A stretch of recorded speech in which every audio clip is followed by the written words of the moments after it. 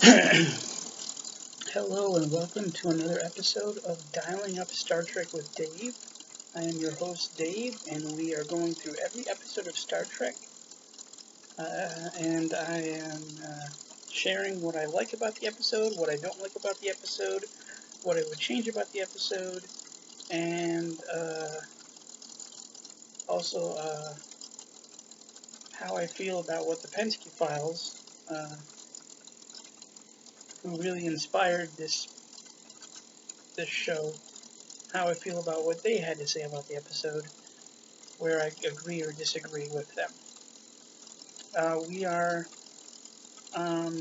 doing Star Trek Enterprise right now. We are on Season 1, of course, Episode 3. Sorry for the delay.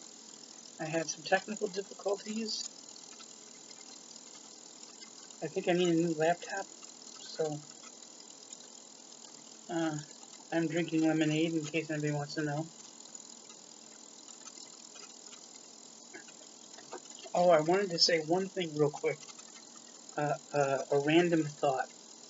I listen to a lot of podcasts and YouTube shows at work. And I am somebody who does not believe in reality TV. I don't believe it's really reality that they're catching. I think it's scripted. And I think YouTube a lot of times has become that. YouTube has become almost like the new reality TV, where people are watching people do pranks and challenges and different things, and I really question whether or not it wasn't planned from the beginning and scripted.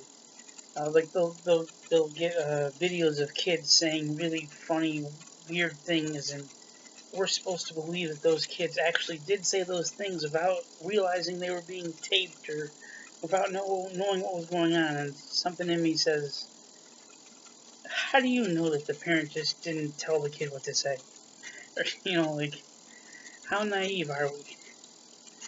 And I wanted to say that I really enjoy the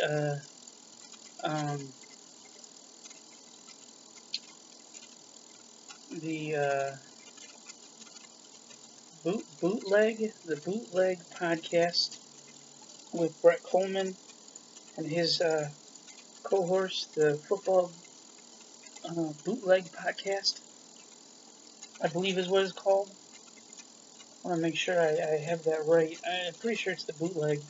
It's a very good and informative sports podcast show for sure. Yes, I was right. The bootleg podcast. But there was a point in time where they said, I talked to a NFL executive or NFL a person that works for an NFL team, and he said, "Your podcast is the best. Your podcast is excuse me, is definitely where I would go for off-season information." And I'm thinking, you didn't say a name. Like, how easy would it be for you just to be full of crap? You know what I mean? Like, especially when you don't say a name. Like, if you were to say, I talked to the Bills general manager, Bean, what's his name, Bean?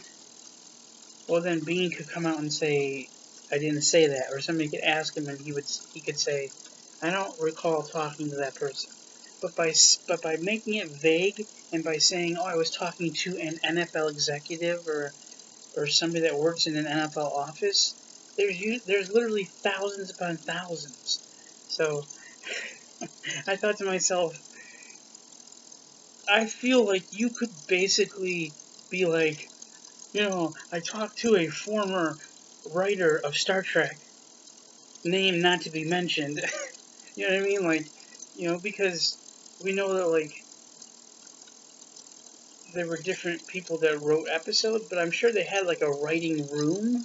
So you could pretend and be like, I talked to somebody who was in the writing room. Okay, there you go. Now you can't confirm what I said. And then I would just say, and he said, I think your podcast really sheds to light some things about Star Trek that have always bugged me and that I wished I could change. And then I feel like, people would watch and go, ooh, maybe this is really great, but like, that would be a lie. I think there's too often in reality TV and now in YouTube, I question if it's not full of baloney because uh, it could be scripted, or also if you say vague things, well, then nobody can double check to see if you're not full of baloney. So I'm not saying that the Bootleg Podcast was lying. I am not saying that at all. They seem to be doing very successful. They are very informative. They definitely do their homework. But I think it's just kind of funny because you think to yourself, you could just say whatever and nobody can check you. And that happens in sports a lot. I see that with like Stephen A. Smith or Skip Bayless. Oh, I have a source. I have the source. And you're thinking, do you have a source? Like, we don't know. You could be full of baloney. Knicks Fan TV all the time, he'll say, I have inside information. I have a source that I knew that this deal was going to happen before you knew. I had inside information. I had a source. I feel like you could just say stuff like that, and nobody can say you're not true because there's no way to back that up or no way to check into it. So I just thought it was funny.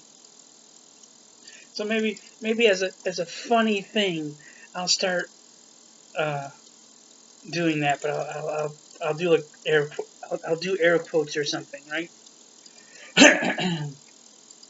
So this episode is episode 3 of season 1. It's called Strange New Worlds, and I kind of like the opening scene because the opening scene is them in their cafeteria. Is that what it is? I have a source in the Star Trek Enterprise writing room that says that they called it the cafeteria. So I have an inside source. No, I don't. I do not. But it's like their mess hall or whatever you want to call it. And I really could relate to the two characters because the one character is like trying new foods and she's eating Vulcan food, and the other character is like, how can you eat that? And I thought of my children right away because my children are very picky eaters and I love to cook myself. And so I deal with picky eaters. Like I make a green pepper casserole, and one time I made it and I bought at the store the orange or the yellow, I should say, the yellow and the red peppers.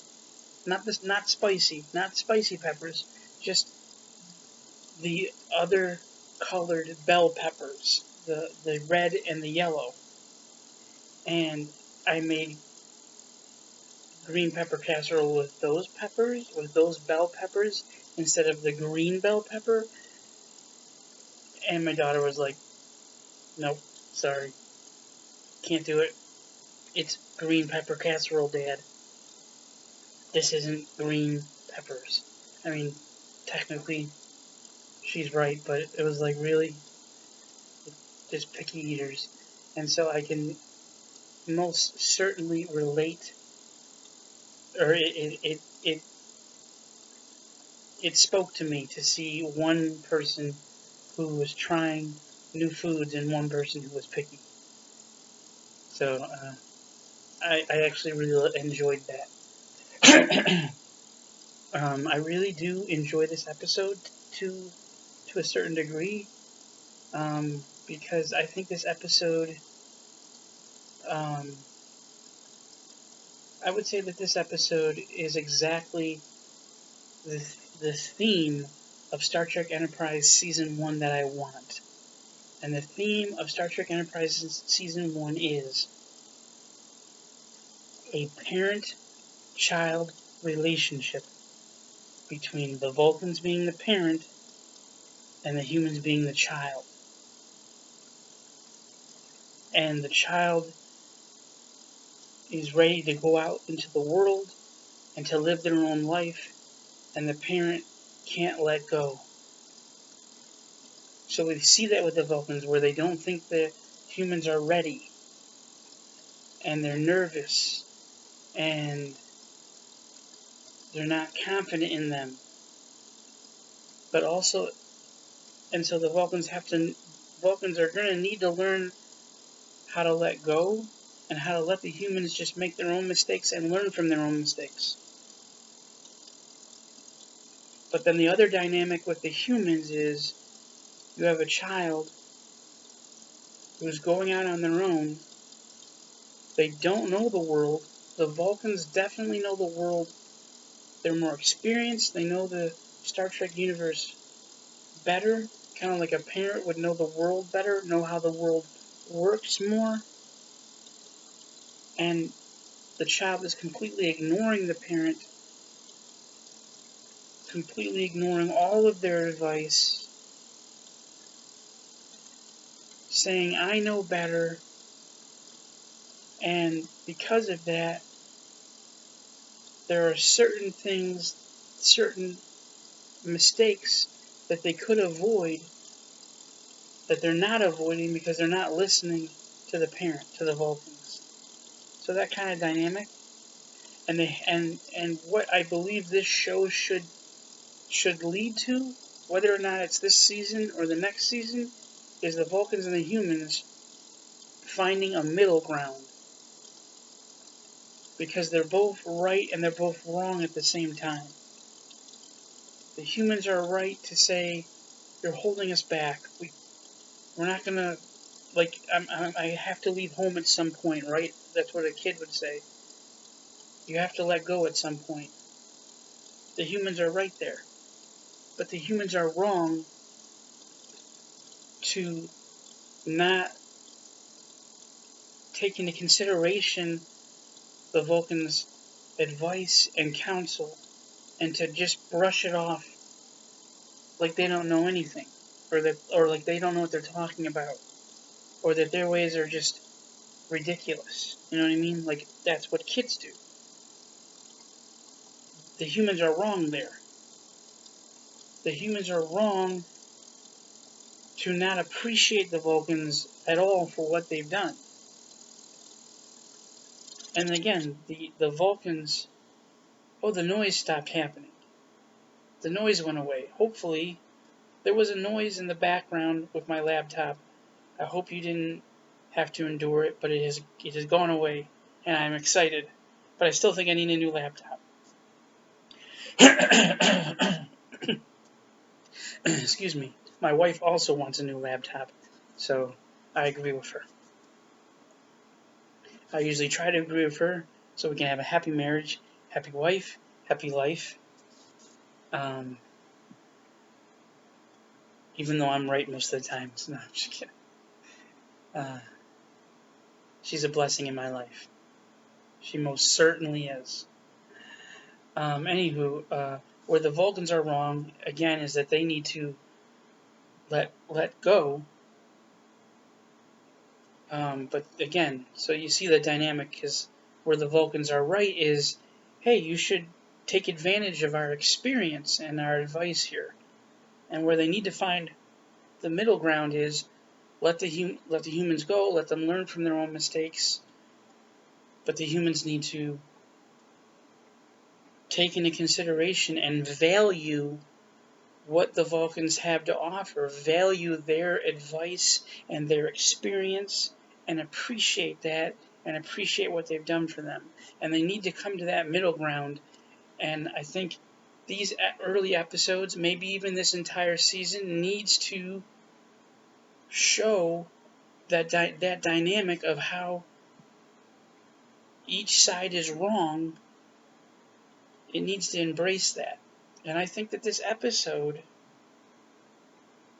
does, but it embraces even more the fact of how wrong the humans are and how they need to listen to the Vulcans' advice and that would prevent them from having heartache, from having problems, if they would just listen. So I think this is a great episode highlighting how the humans should be listening to the Vulcans, because the Vulcans have been around for a long time. They should listen to what they have to say. They should listen to their advice and value that wisdom rather than just ignoring it and just quickly going out and doing what they want to do.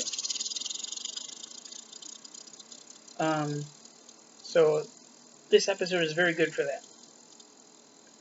We see them on the bridge. They come across the planet, and Archer does the one thing that is correct in this episode. He says, let's scan for buoys and markers and make sure that this isn't somebody else's planet before we go exploring. Let's make sure we're not just trespassing onto somebody else's turf. That's a wise decision. After that, it's all screw-ups, which is a good thing. This is a good thing. Believe me. We want this season to be, this is the ship, the captain and the crew that are fuck-ups. That are completely messing it up. So this is good. We just want them to learn to some degree from their mistakes and to slowly get to the point where they realize what we said in the beginning. And as I was saying, they're on the bridge, and after they check for buoys and markers, and they go, okay, this isn't somebody else's planet or territory, Archer is like, prep the shuttle pod. And I like that. I like that they're just like, let's do this. And I liked the dynamic of T'Pol saying, we should do additional scans. We should send probes down to do more detailed scans. I like that aspect where it shows us that these ships are not, like, invincible. You can't do, like, everything on this ship. You need to send probes out and stuff like that to do more detailed scans. I think it enriches the Star Trek franchise to show that people on starships can't just do whatever they want. There are limitations to these ships. And I think it's also smart that T'Pol is saying, listen, this is what we would do.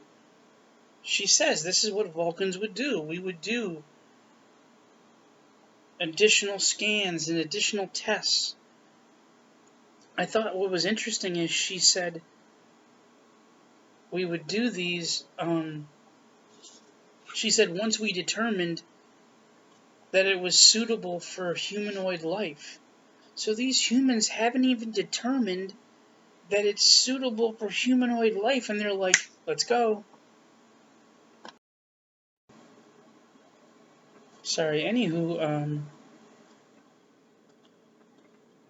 yeah, it's weird that it sounds like they haven't even determined for sure that it's suitable for humanoid life. They've just basically said, oh, the atmosphere is like this, so we think it's okay. So, like, you see just how foolish they are just to quickly go on a planet that they don't know much about. I thought it was interesting how they said, excuse me, they said, and how many days would all these tests and stuff take? And she said basically it would take a week. And they're like, a week? We ain't waiting a week.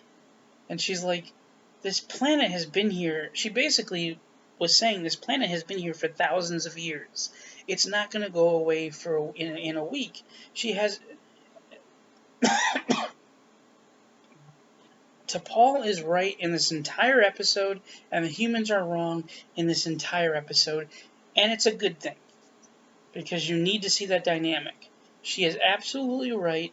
This planet has been here for thousands of years. They can wait another week. It's not like there's some event that is happening in a week that they're going to miss, like a solar eclipse or like a ceremony or something. There's absolutely no reason why they can't wait a week. It's complete foolishness. It's them acting just quick to action without thinking through things. And it has consequences. And it's going to have dire consequences because I'm going to change something in my rewrite. I do think it's funny. Oh, that's what I wanted to say. This is my first rewrite. There is a scene in the next scene in this episode. Excuse me. There we go. The next scene in this episode needs to be cut and replaced. The next scene in this episode makes no sense. It isn't like, it's not needed. Maybe is a better word. The next scene in this episode shows T'Pol with the character from the mess hall, and this character is excited that T'Pol has picked her for her away team, and T'Pol basically says, like, it's no big deal. You're making too much of a big deal, too much of a deal out of this. Essentially, that's what the scene is for. It's not needed. I don't like it. What I think this scene should be between Archer and Trip. And they should be giving us information about a previous mission that we did not see on screen. And it'll just be like a minute or two scene in which what they're going to explain, basically, as they're talking amongst themselves, is that they went down to a planet. They met a species.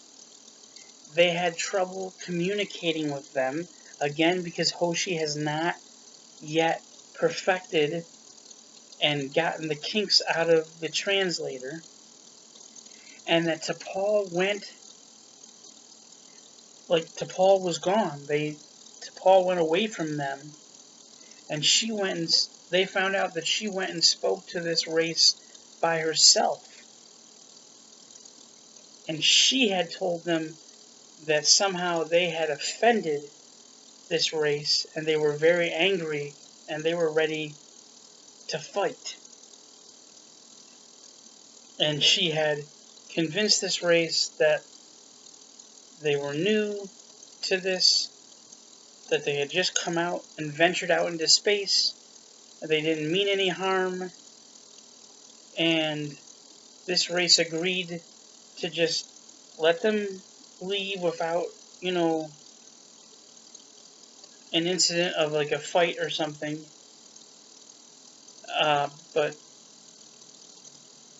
But to just go. So they weren't interested in saying, oh, no big deal, we understand. The humans offended this race, and they were not interested in saying, oh, okay, it was an accident, no big deal. But they were okay with just saying, okay, you can just leave. And I want Archer and Trip to be talking and saying, we weren't there. We don't actually know what T'Pol said to this race, so we don't actually know if she's lying to us. I want them to be suspicious, or at least at the very least, Trip to be suspicious. To say, maybe we didn't even say or do anything. Maybe she just made it up. And for both of them to not like, or for at least Trip to not like the idea that that she went out on her own to talk to them, because it's another way of showing that the Vulcans always got to interfere in our business and think they know better, and we could have handled this. So it feeds into that dynamic of, again, the Vulcans not being able to let go and let the humans learn from their mistakes and try to fix it, that they have to, in a sense, overparent and be overbearing and take over the situation and them fix it themselves, so they're not letting go. And then it feeds into also the fact that the humans are not ready. They're unprepared. They're having a hard time communicating with races when they meet them, because Hoshi is good, but she's not just like she's going to walk in and be like, okay, I know their language. And she still hasn't perfected her invention. And so it shows,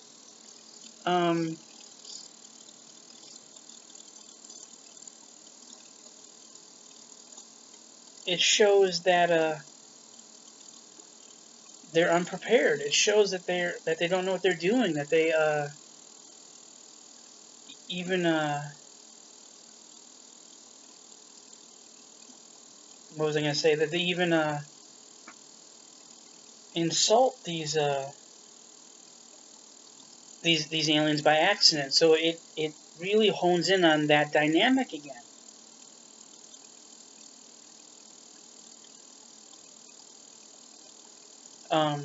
Sorry. I was thinking, I understand the argument that, wait a minute, if the humans invented the translator, and maybe a better way to put it is maybe she has to tweak it a little bit, but also, maybe I messed up, and maybe a better thing would be to just to say that it takes a while to really get an entire language into the computer operating system.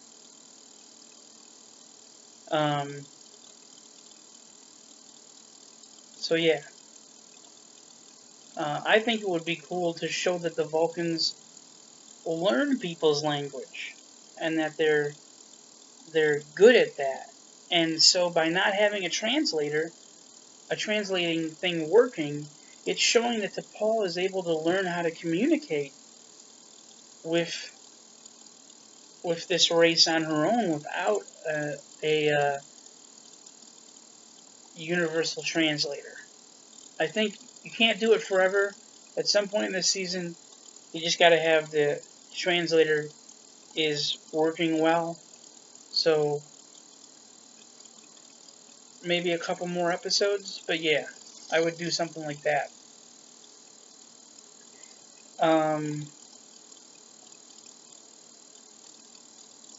Oh yeah. Then they land on the planet, and I think it's cute when they're like, one big step for man, one small step for dog, or whatever. That's funny. I'm a big dog person. I think dogs are cute and adorable, and I love them. And so, my favorite character on this series is the dog. Um, I can't think of the dog's name now. Shoot. Porthos. Porthos. Porthos is my favorite character by far on this series. He needs more screen time.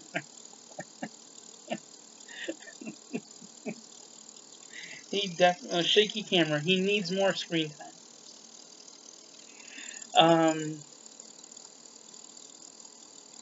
I think it's great when they land on the planet and she's doing scans with her tricorder, and they're like, "Put that away.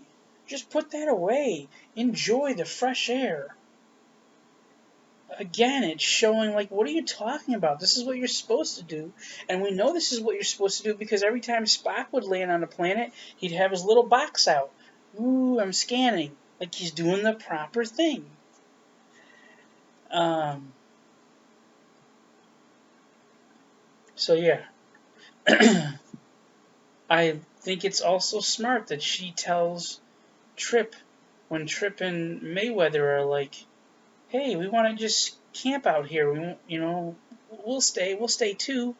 And Archer's like, "Sure, go ahead." And T'Pol's like, "This isn't shore leave. This is a scientific expedition." And Archer's like, "Well, maybe it can be both." I'm thinking that never happens in Star Trek. It's never like a mission where somebody goes down and somebody runs up to the transporter and goes, "Hey, I'm gonna come along too." Why? I just feel like it. I got some shore leave. That's not how Star Trek works. So it's correct that she is telling him, "You're not supposed to be doing this." And eventually the humans do learn from this. We know because they don't do that anymore. I also think that Mayweather is not done properly in this series, and we are going to try to fix that.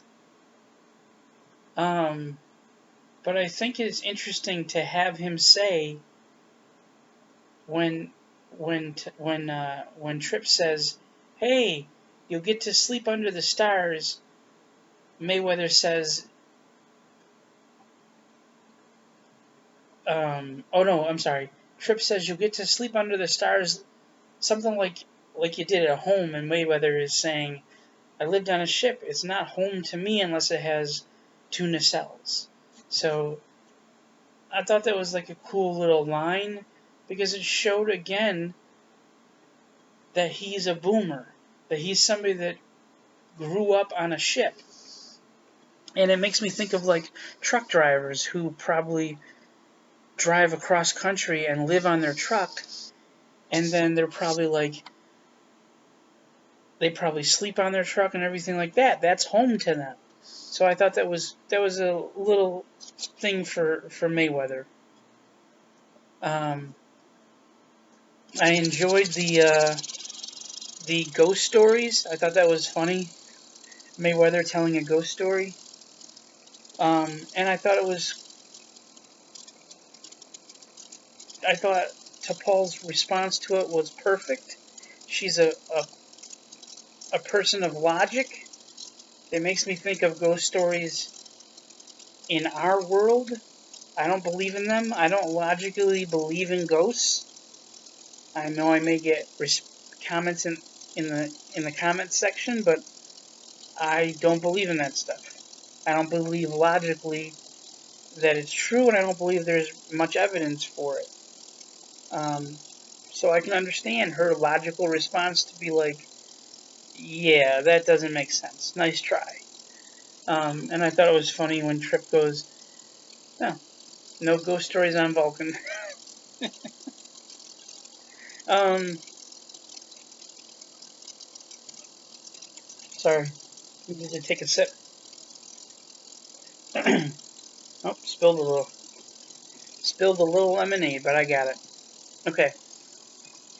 The Penske files say that um, what happened in the tent, that they were just basically acting without making noise, and that they uh, taped them screaming and then put it in. I thought that was interesting. I didn't realize that. I'm not a fan of that. I wish they would have just done it live. I don't like that idea. They said it didn't sound right, and I agree with them. I did not like that they did that. I think it would have sounded better if it was live, if it was real,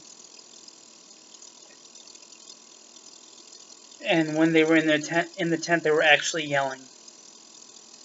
So I would have just done that. I would not have had them record the noise later and put that into the scene. Um, I actually thought it was hilarious that that they were debating about whether or not to kill the bug. And Trip's like, "If it's in your sleeping bag, then you can kill it, right?" I also love that he was going to stun it. I thought that was hilarious that he's going to use his phaser just to stun the bug. I thought it was a good scene of two guys not liking bugs and what they would do, and I could definitely relate to that. I've heard things from Clay about him killing a spider and not liking spiders, and I feel like we could relate to that as guys. Like, so it was a fine scene. Um, so then they go into the caves because they have a storm, and this is where I would rewrite some stuff for sure. They are hallucinating. Um, and I would play on that more. I would even have a character, because when they're hallucinating, they see supposedly rock creatures, and I wish that when the episode was getting close to being done, that they would have one of the crew members be lying on the ground and acting like one of the rock creatures was like hitting them or like pinning them down or something. Like, I wish they would play on that hallucination a little bit more. But other than that, it's good. Um, I agree with Clay. I like the idea of wait to reveal that they are hallucinating a little bit longer and play on the fact that possibly T'Pol is talking to this race to try to calm them down. And again, not trusting the humans to be able to do this and just doing it on her own because she feels like they're going to mess up. I like that idea. I also like the idea of what he said, which is have her take the weapons and them see her take the weapons and be suspicious, but then we realize later on that she is seeing their paranoia and she is trying to protect herself. I think that is a really good idea. Um, as for the crewman that goes out into the storm and that they later energize him onto the ship, in which he has like the leaves and different things on him, I thought um, I thought that was good. Hmm.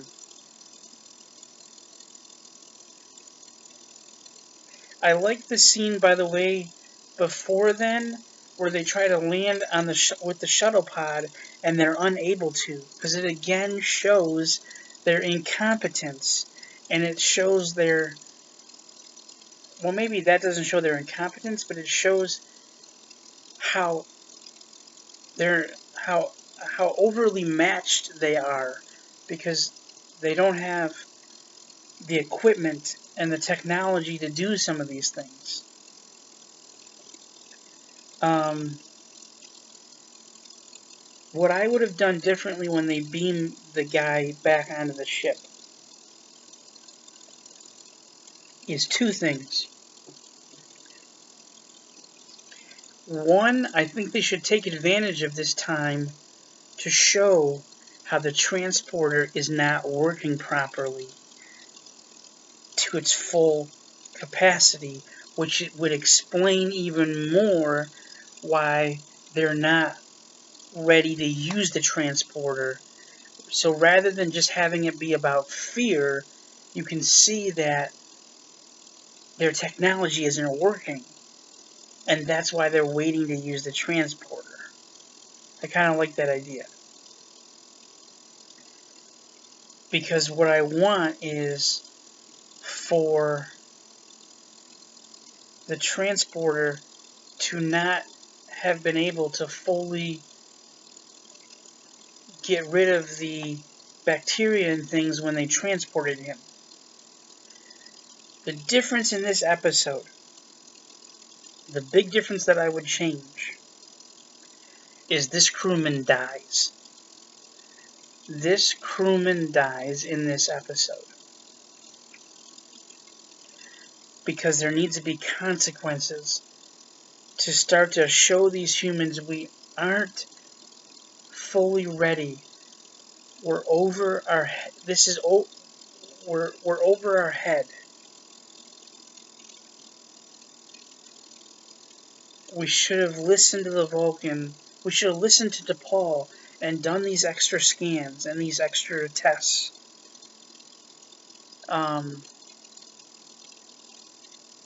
I want the doctor to tell Archer, we should have done these additional tests. She was right. Because if we had, we could have identified this flower, because there's a flower in the episode. There's a flower that sends there's a flower that emits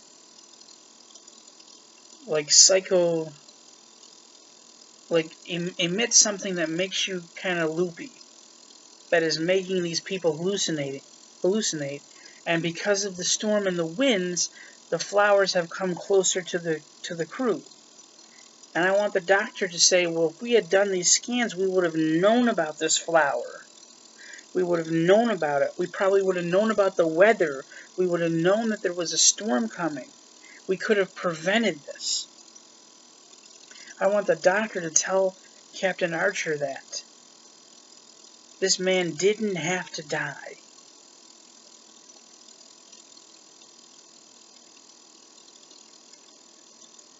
And then I would keep the scene where Trip has his gun onto Paul, and he's gone full crazy. I would keep the scene where Archer is trying to reason with Trip, because I think that's a good scene. He's trying to reason with his friend to save lives. And I thought it was really interesting that he finally just embraced the conspiracy that Trip was having. He embraced the hallucinations. I thought that was really interesting from a psychological standpoint, because I remember there was a study done. There was a study done actually, and there was a movie made about it by Richard Gere. Is the doctor in the movie, where the doctor went and tried to see what would happen if you really embraced these people's hallucinations. Could you help them? And he tried approaching it from that point of view. So I think that's just interesting. It's not the same, because those people had, schizophrenia and stuff like that. These people are just hallucinating for a day.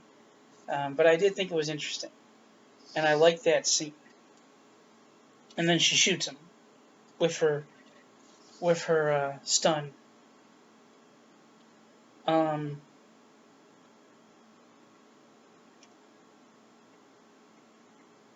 then they beam back aboard the Enterprise. But I do think a crewman needs to die. I mean, heck, in the original series, by episode 2, red shirts were dying like that. In the Man Trap, which is like episode 2, like 6 people die in that episode. This is somebody we weren't really gonna see again.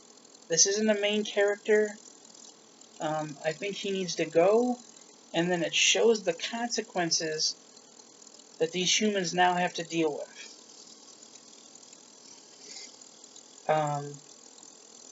And where I would end this episode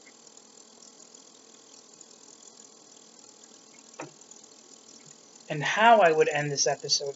Actually, let me go back for a second and say this. There's a reason why I chose the doctor to tell the captain this man didn't have to die. Because there is a scene in this original episode in which Archer is almost shaming the doctor at the fact that this man is clinging for his life. And I hate that scene. Because I think it's bullshit. It's not the doctor's fault. The reality is, it is not the doctor's fault. Not the doctor's fault that you didn't listen to T'Pol and do what you should have done. It's also not his fault that he wasn't given information to know about this stuff, and it's not his fault that the transporter didn't work and didn't energize this guy correctly. It's also not his fault that you knew that this is another thing. This is another egregious thing.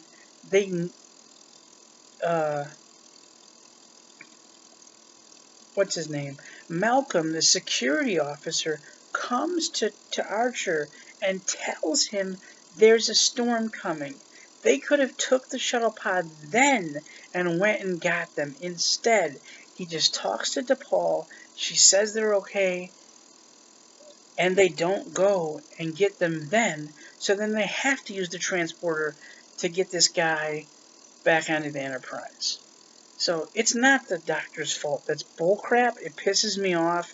It isn't right to do that to the doctor. So we redeem him by the doctor telling Archer it's your fault.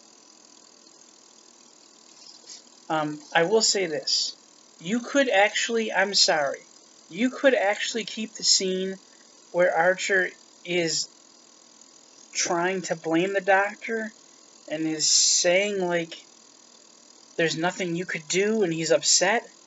But you have to give the doctor the chance to now turn it on Archer and say it's your fault. And in that scene, I want the camera on Archer, and I want us to be able to tell that he's contemplating, that he's thinking about what the doctor just said. And maybe it's hitting home a little.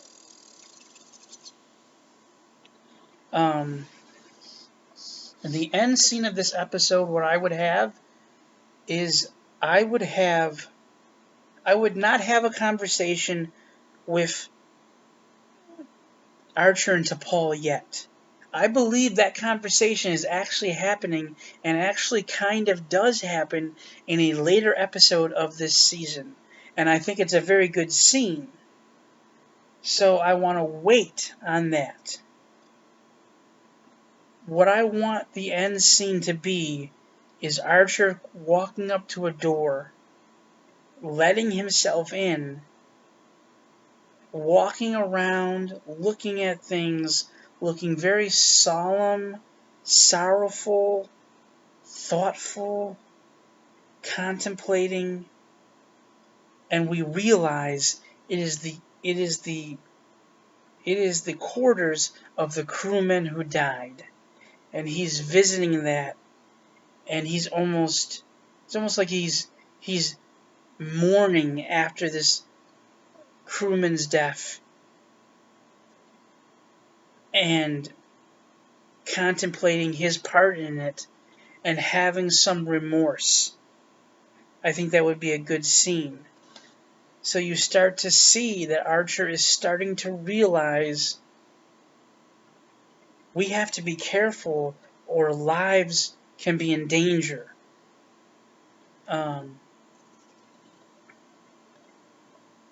I think that would be a good scene.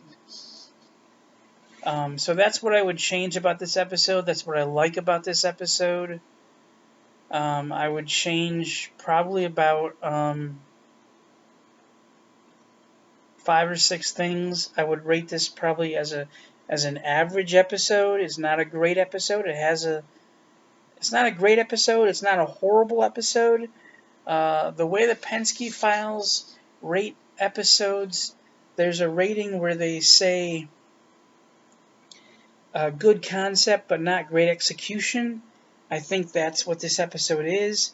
I think really there's more potential than what they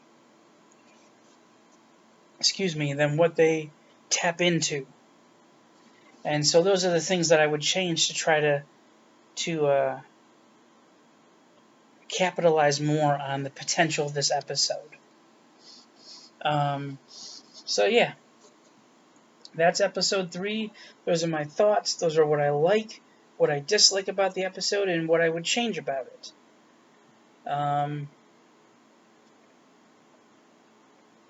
So yeah, I was trying to think if there was anything that the Penske Files said that I wanted to comment on, but I can't think of anything. I will have more to comment with them about the next episode.